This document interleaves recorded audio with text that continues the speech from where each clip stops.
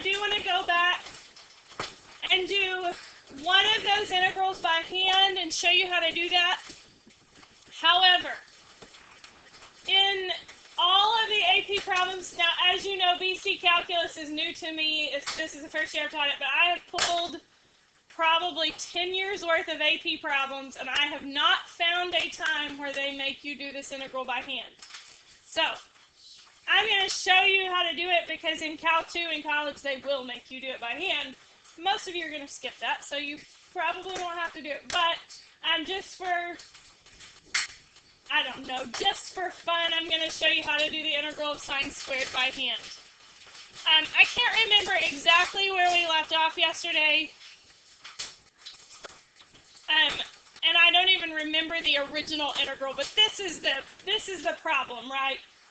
So I'm going to show you how to do it two ways, both with parts, which is pretty nasty, and then with the easy way, but it involves a formula that you may or may not remember. So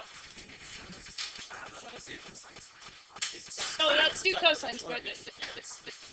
We didn't get done. Yeah. It was a big, we got to be clever. It's okay. We can be clever. I had to be clever. Okay. So cosine squared, is that what we were working on? I'll start over, but just for fun, I'm going to show you how to do it two ways.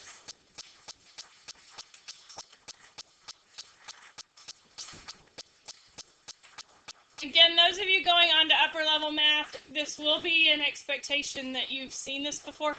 If you haven't noticed, there's a few things in BC that you have learned that aren't on the AP exam that I'm trying to fill in the gaps of you skipping Cal 2, especially those of you who are engineering majors. So those of you who are chemistry majors and you're done, pass the test and be done. But anyway, those of you who are engineering majors and may skip Cal 2, that's what this discussion is really for.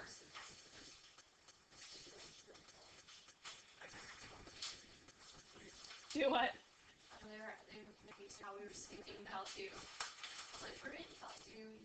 But you're not taking the Cal 2 version at college, which is harder. It's harder because one, it's in one semester. Two, they would expect more integration by hand and some stuff that.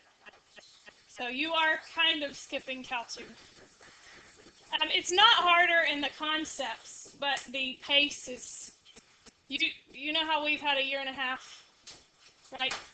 They have one semester for Cal 1, one semester for Cal 2, that's it.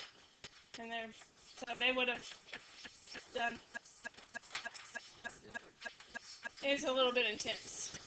Okay, option 1, which I'm actually going to do the one you haven't seen at all yet first.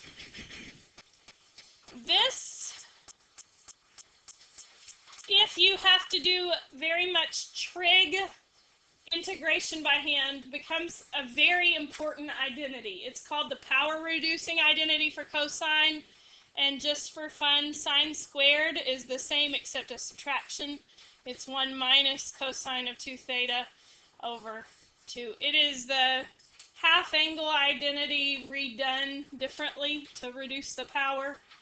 We didn't spend a lot of time on it in trig because it's not one you have to memorize for calculus, but if you were going on to Cal 2 in college, so if for some reason you find yourself retaking Cal 2, either for fun, if that's your idea of fun, or if you didn't make a 3, 4, or 5 on the AP exam, then you may find yourself there. And in which case, these are quite handy, because then, for cosine squared, I can rewrite that as 1/2 plus 1/2 cosine of 2 theta, which then becomes a simple u substitution. You probably could even do it without doing a u substitution antiderivative. And that would be 1/2 theta plus 1/4, is that right? Sine of 2 theta? That look right to you? So that's option 1. Option 2 It's if you didn't know that formula, and it's pretty yucky. And we started it yesterday. We're going to let u be cosine theta, du be negative sine theta. We did start this yesterday, right? dv equal cosine theta as well, and then v would be sine theta.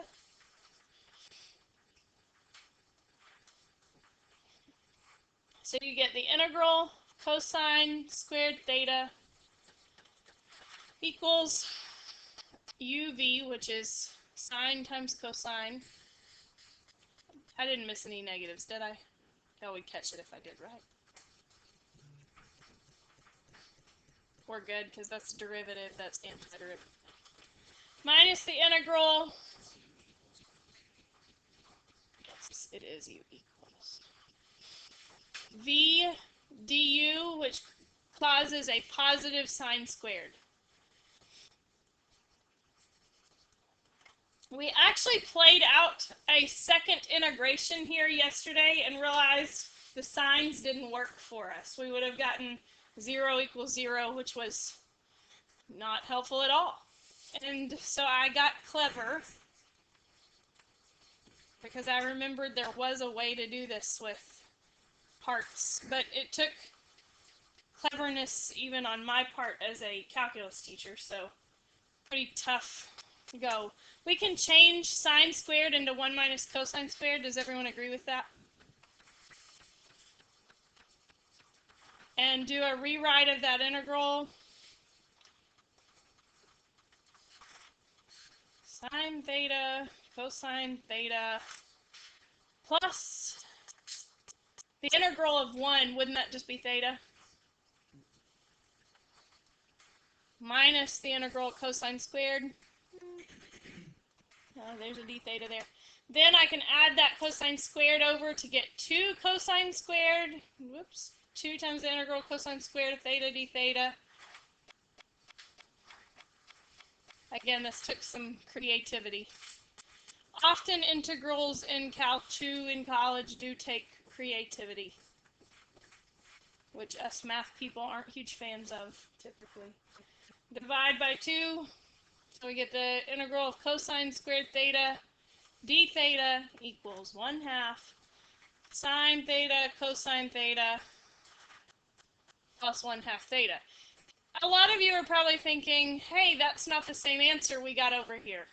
Oh, it is. Isn't sine of 2 theta 2 sine theta cosine theta from trig identities? And then 2 times a fourth is 1/2. You would land in the same place with some trig identities, but those are your 2 options. Yeah. Either way. Okay. Any questions about that? Again, for preparation for Calc 2, those of you who are engineering majors, math majors,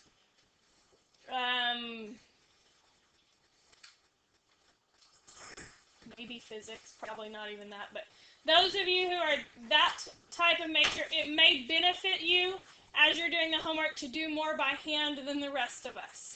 The rest of you, I am fine with on worksheet 2, you using a calculator to get the actual area. Okay? Any questions?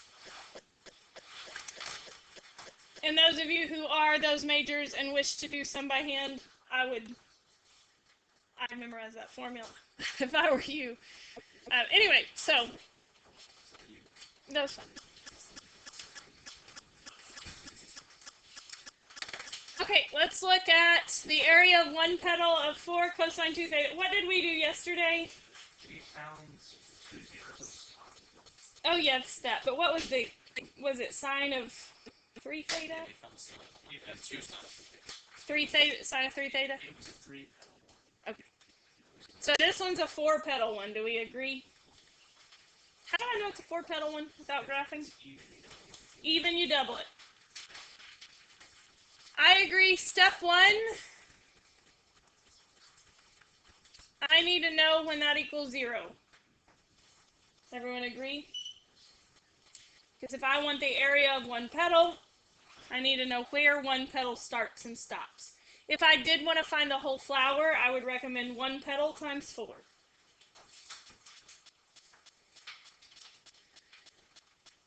So I get cosine of 2 theta is 0. Even though I'm not going to expect you to do the integral by hand, I will expect you to find the endpoints by hand, because a lot of times they will make you set it up on the non-calculator part. They don't often make you actually do the integral on the non-calculator part, but they often make you set it up. Cosine is 0 at 5/2 and 3 part.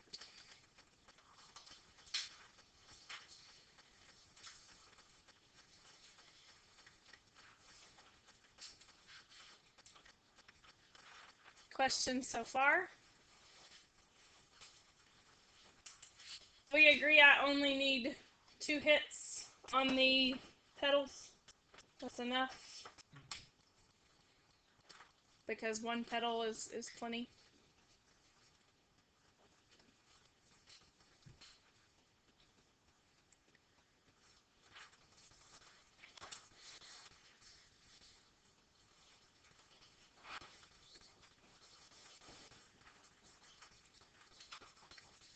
Yet again, this would be a messy integral, right?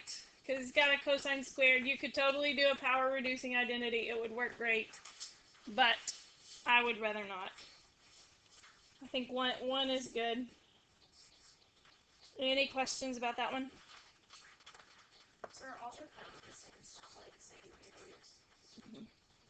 And it has symmetry, so once you find 1 pedal, we're happy and we will stop.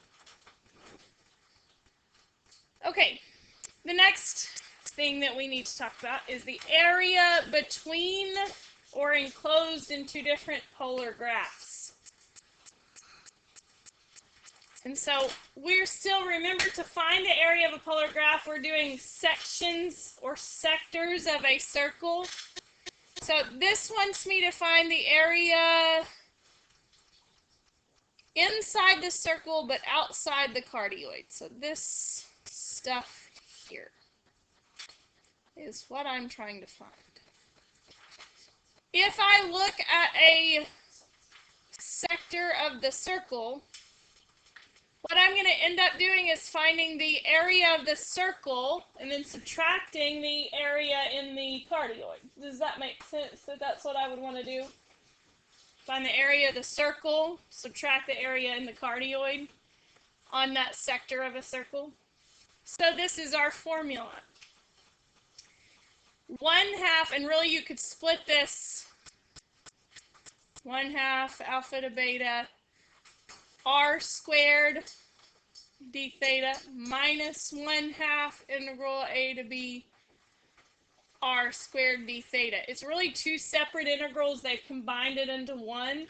There's the area of the outside object minus the area of the inside object. Much like if in geometry you were finding the area of the red space here, wouldn't you find the area of the circle and subtract the area of the square?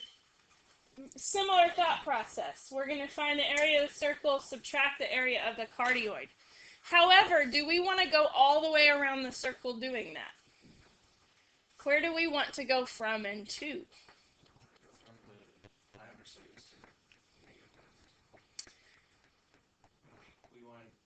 Maybe. Intersection to intersection of those polar graphs. Don't we only want to go where they're intersecting? Because I just want to go from these sectors down here to these sectors up here. And so we're going to go from intersection to intersection. So alpha and beta are the intersections of the polar graphs. You might want to write that in your notes. Alpha and beta are the intersections of the polar graphs.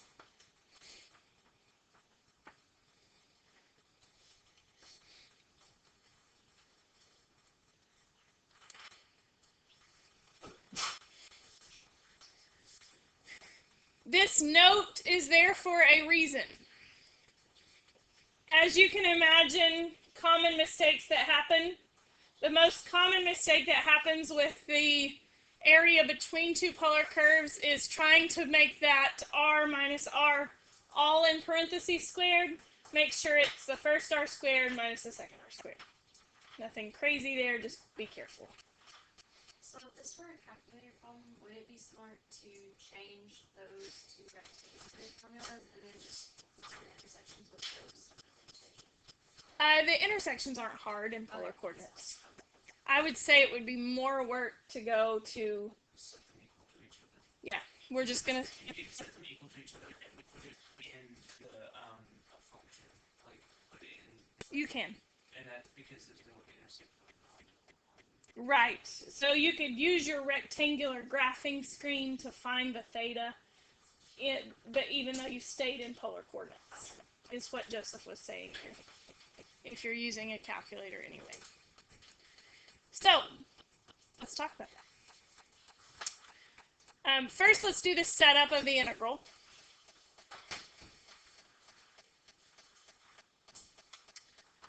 We have 1/2 the integral of the outside shape. What is the outside shape? R of the outside shape. It's the circle, and so R is 1, right? Minus the inside R, which is 1 minus cosine theta, I believe.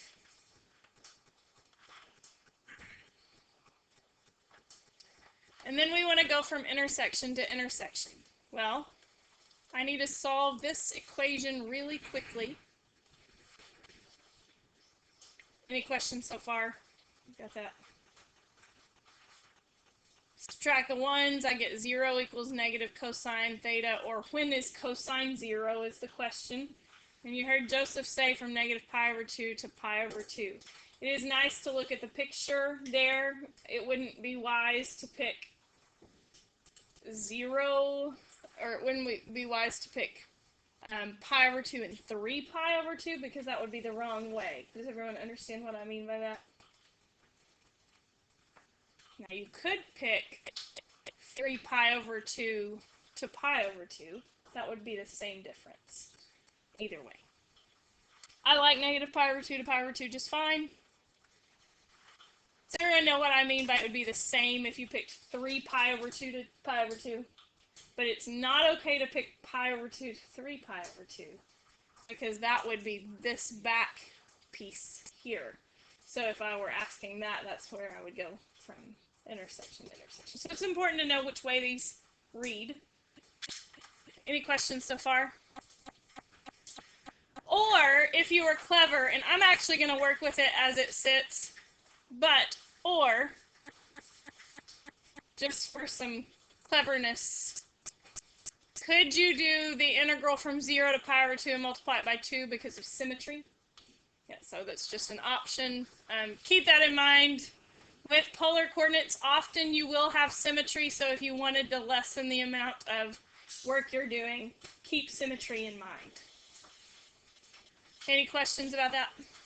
Oh, there's my note about symmetry to remind myself to tell you that.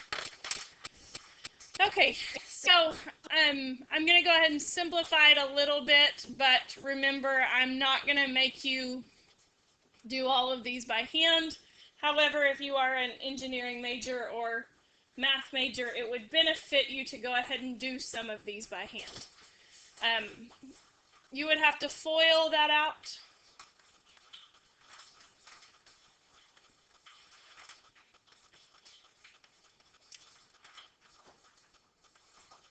The ones would cancel, and you would get the integral negative pi over 2. And again, if you're doing this in the calculator, don't do any of this. Type it in from the get-go. Ones cancel, I get positive 2 cosine theta. And then I would change the negative cosine squared to be the, what was it, 1/2 plus, which would be minus, distributing that negative, minus 1/2 cosine 2 theta. So if you are doing it by hand, this is the thought process I would go through to do it by hand. if you want to do that. You'd plug in the pi over 2, you plug in the negative pi, do the antiderivative, plug in the pi over 2, plug in the negative pi over 2, go to 10. We'll do 1. Have the answer down there. Okay, so just one more for fun for you math majors in the room. Sine of theta minus 1/2 theta minus 1/4 sine of 2 theta. Are y'all checking my math? I really hope you are. Sure. Sorry.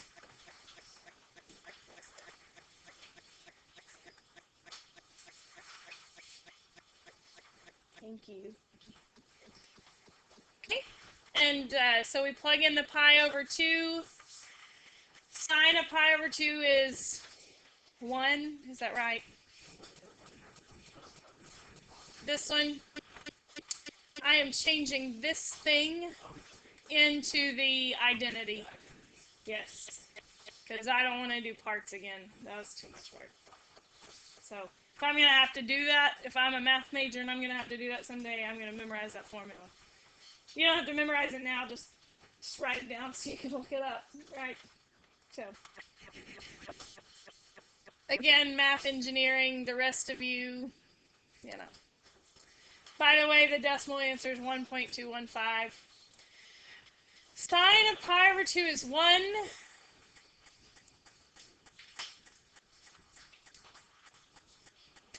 Sine of pi is 0, so that piece goes away. Sine of negative pi over 2 is -1.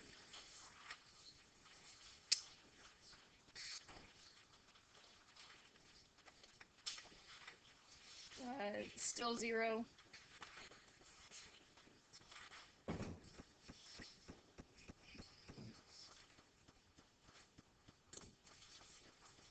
So I get 2, is that right? 1 plus 1, which is 2. And then negative pi over 8, and negative pi over 8 is negative pi over 4. I think that's right. 2 minus pi over 4. Do it. Nope, I got it. I think it's just 2 minus pi over 4, which is approximately that. For your homework, I am fine with this. Like I said, AP, I've looked really hard, and I've never seen them make you do this. So I'm not going to push you too hard on doing these by hand, but I also don't want to leave you hanging for those of you who may need to someday. So we're going to get the best of both worlds. Okay? Try this one. Area inside 3 sine theta and outside 2 minus sine of theta. You are welcome to pick up a calculator to view the graphs, the intersections by hand.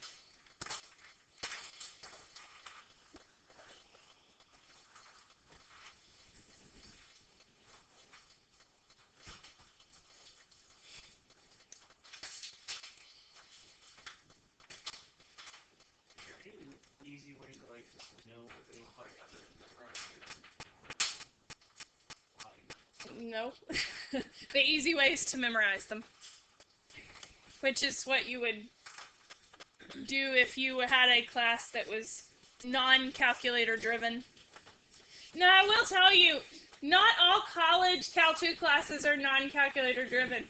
As you probably have heard with math or with college classes in general, it all depends on the professor you have. If you have a professor who's a non-calculator professor, you do a lot of non-calculator stuff. If you have one who's a calculator user, do a lot of calculator stuff. So.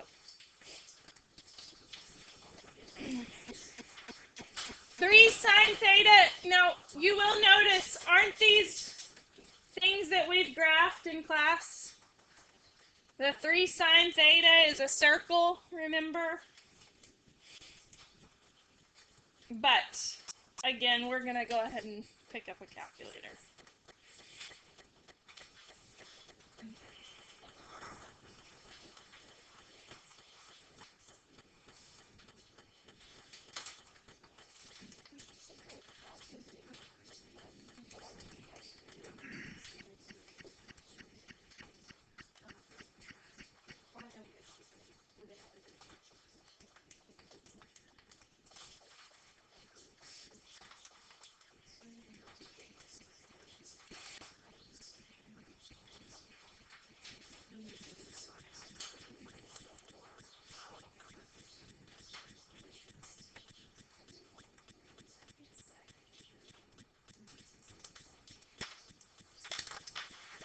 I'm going to be technological for a moment.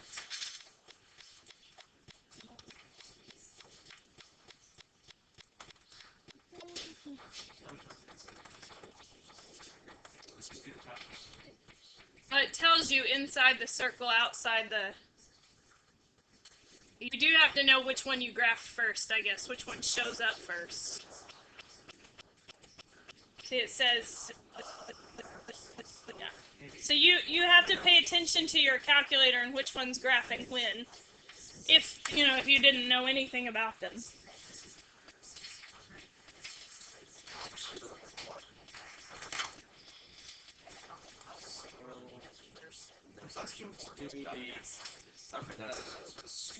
The R, the outer, and R, the inner. Which one's the outer? Okay. Just the inside versus the outside? Find the area inside of 3 sine theta, outside 2 minus sine theta. I highly recommend you draw a picture and shade, right? So which area are we talking about? The bigger portion of the top thing. Okay, so on the top, I want inside this thing, but outside the bottom thing.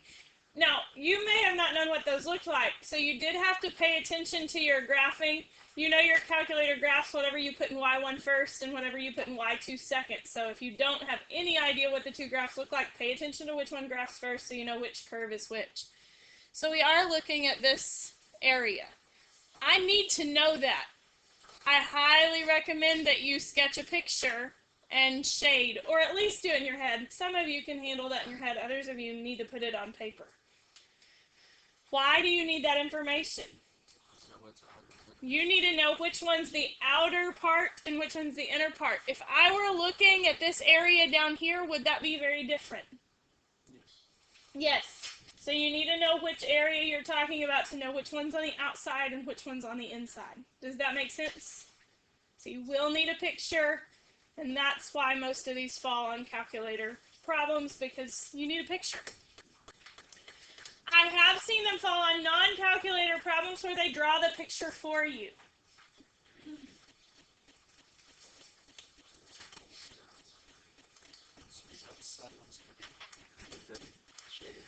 What's the first thing I'm going to need to find? I guess there depends on how you look at it, but intersections, good. So I need to do 3 sine. There's no S on that.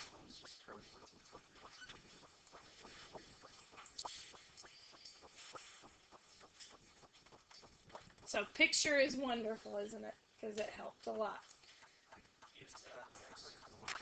So we get 4 sine theta equals 2. Now, I do want to point out I am doing all of these by hand because I think that's something they will expect that you can do. If you happen to be on the calculator part, you can put this in Y1 in rectangular coordinates and this in Y2 in rectangular coordinates and find the intersections that you need to find. So now, polar coordinates, there's no option to find intersections. Does the 89 have a button to find intersections on polar? I know the 84 does not. It does, but it's like grayed out. It's grayed out, so you can't use it. I remember having to do those by hand all the time. Yeah. Now you could make your calculator do it in rectangular coordinates, but sine is a half when theta is, well, let's draw a quick picture if you are unsure. 1 over 2. Those are pi over 6s. Does everyone agree? So at pi over 6 and 5 pi over 6.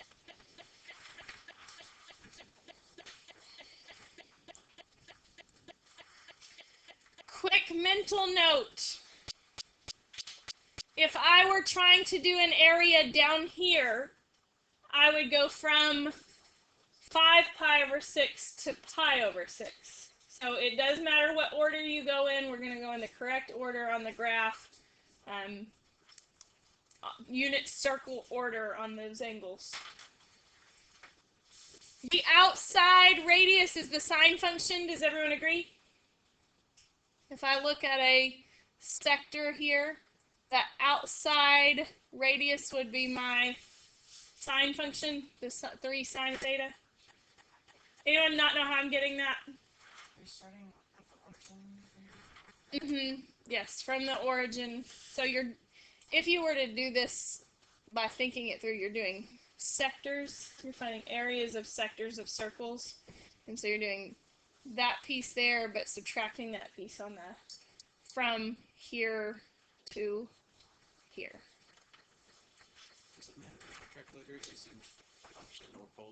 It does not. Just make sure it's in radians. Yep. Theta, it's a little house mark.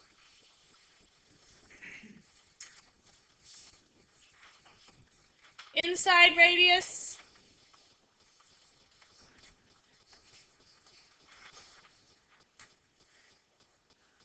Yet again, that would be a complicated integral, I believe. Now, do you think they could set one up that just works out perfect where the sine squared goes away? They could throw one on a non-calculator. It could happen, but... Yeah, I don't think it's in the correct order. No, slow down. Isn't this curve here 3 sine theta? Doesn't outside go first? Uh-huh. It is outside. There, R equals the outside. Hold on. The area is outside of this guy. Yeah. Not the actual. But look at the picture. Which one is my outside radius? Well, I guess, but the area is inside this circle and outside this, right? So look at the picture. You have to look at the picture. And so let me erase my purple marks for a second.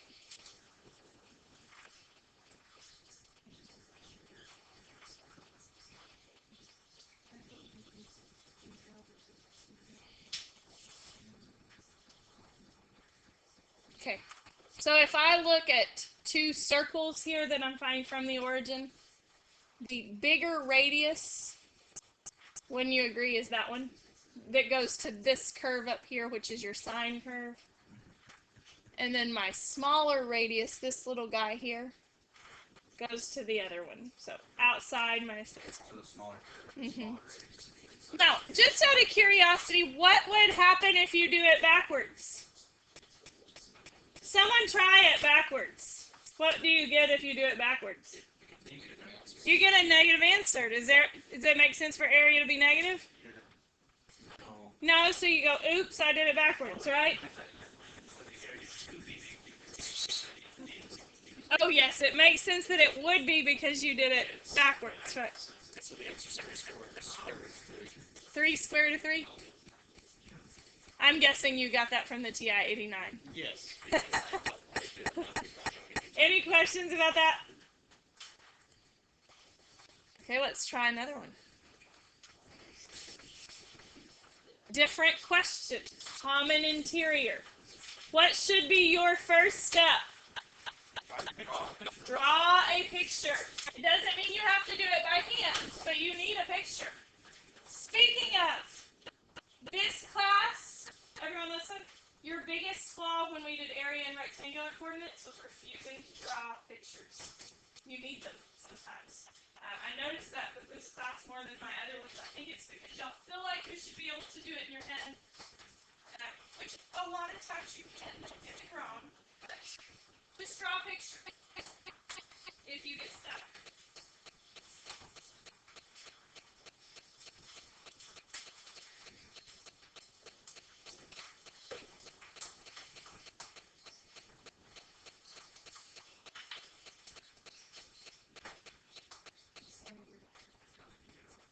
Okay, while you're working on this, we need to do some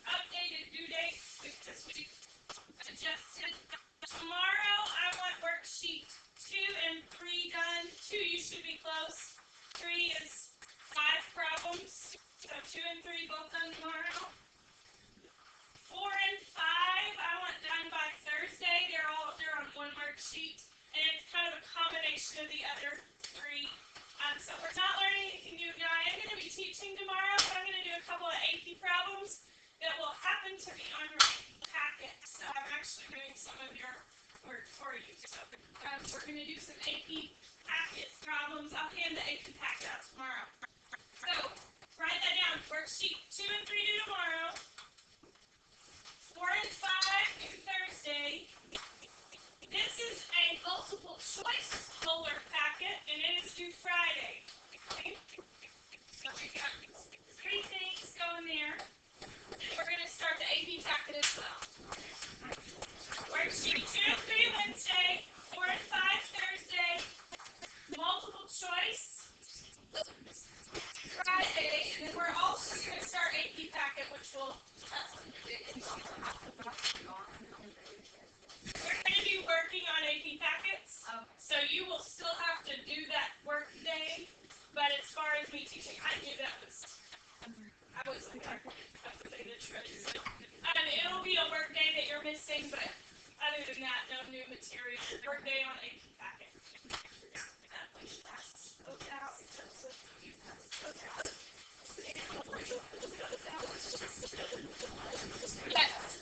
Hey, let me say this one more time.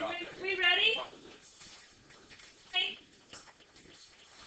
Worksheets 2 and 3 are due tomorrow. Worksheets 4 and 5 are due Thursday. The multiple choice is due Friday. I will also assign some AP problems starting tomorrow that will probably also be due on Friday, so you'll have a little more there. Thursday will be a complete work day. Tomorrow I'm going to work through some AP problems off of your AP packet. Okay, that you will get tomorrow. Any questions for that? We'll finish this problem tomorrow because